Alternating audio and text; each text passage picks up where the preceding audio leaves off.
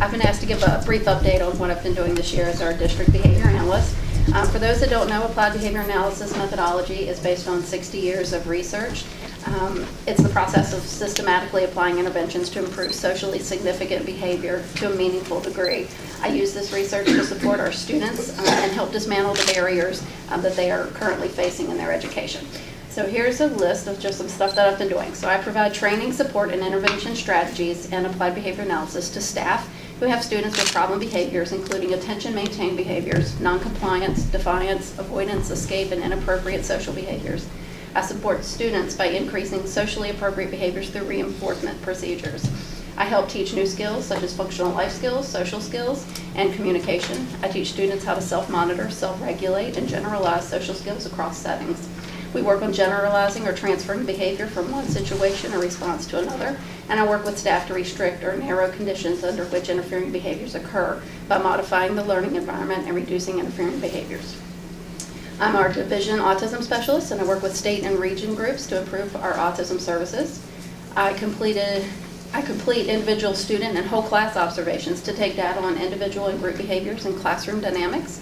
I take data, analyze it, write reports and recommendations. I work as part of a team to help come up with strategies for how to best help our students, and some of that includes modeling and coaching for staff and students. I supervise 2 registered behaviors technicians in our district, Tracy Buchanan and Don Sales. They have to be supervised by a board-certified behavior analyst. We have 2 other people that have taken the coursework and are ready to sit for the exam, and 3 other teachers who have signed up to take the classes. So once all of them finish and pass their exams, I will supervise them as well. They are trained in behavior analysis and can implement plans and strategies under my supervision. I assist with IEP and eligibility meetings to appropriately address behavior concerns. I complete functional behavior assessments and write behavior intervention plans, and this was a service that we previously contracted out. I am a safety care trainer, and I supervise 5 other safety care trainers, and that's a program that provides staff with the skills and competencies necessary to deal with crisis situations. This also addresses restraint and seclusion requirements in our district. We currently have 57 people trained. That includes administrators, teachers, paraprofessionals, and bus drivers. I create the training schedule, and I do all the paperwork for initial certification and recertifications. I provide ABA supervision and staff development for Ms. Migrant, who is our new special education teacher in our behavior support program at Mountain View. We work on setting up program binders, data collection, analyzing data, and using strategies for working with students who need more intensive services.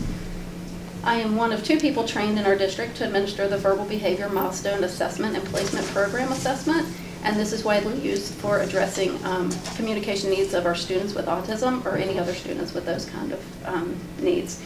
This assessment allows us to systematically set up programming in a way that maximizes student growth and leads to academic skills. When I took this position, looking at ways that we can help our students who are at risk, maybe not special ed, but they're at-risk students.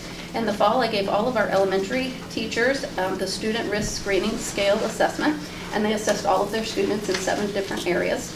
I then took all that data for each school, analyzed it, graphed it, and then I was very quickly able to look at which students maybe would benefit from some more social skills instruction, some team building activities, presented that to the schools. Callahan and Sharon opted to do some individualized support, and that's worked very well at their level. Mountain View kind of took a different approach. We have created social skills group for just about every grade level for some of those at-risk kids. They meet weekly through lunch buddies or social skills group. It's been really good. I have a 4th grade lunch buddy group that I facilitate. Ms. Williams and Ms. Formandy, our guidance counselors, assist with those. Ms. Easton worked with Ms. Rowe to have the SCA members from CMS come over and work with some of our 5th graders, which has been great.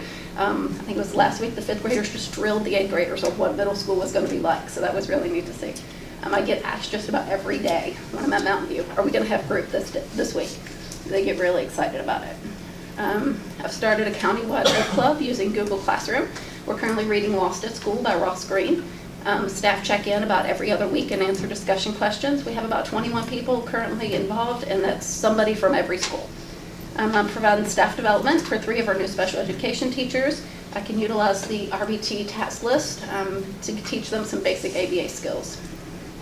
I worked with Ms. Timbrook and put together a standards-based goal writing binder for all special education teachers at the high school. And then helped with a professional development to review how to write standards-based goals, and then we sat down and brainstormed as a team. I'm working on binders for the middle and elementary schools. I work with all the special education teachers on IEP goal writing and making sure that their services match their IEPs and that they're getting the appropriate amount of services. Using a model from Botetourt County, I'm looking at a way to provide social skills instruction through extended school year services for our special education students that would meet the criteria. The plan is to start with early childhood, ages 3 through 5, and move towards addressing this at all ages. We hope to incorporate some typically developing peers as role models, and my hope is that we can pair with the YMCA to achieve that goal. Looking forward in the future, I hope to help with incorporation of PBIS, which is Positive Behavior Interventions and Supports, in all of our schools, and that's based on the Virginia tiered system of supports. Are there any questions? What do you do the rest of the day? I absolutely love my job. Listen, I'm glad you were so busy.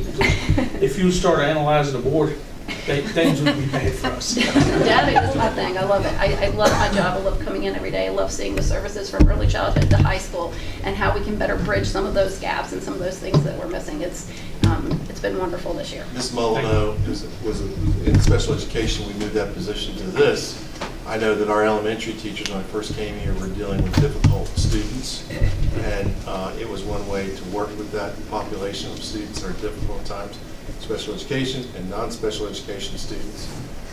As we continue to work on students' behavior prior to them getting to middle school, prior to them getting to high school, we may not see the immediate benefits today, but we'll see the benefits as we go forward. And she does an incredible job, and we want to thank her for all that she does.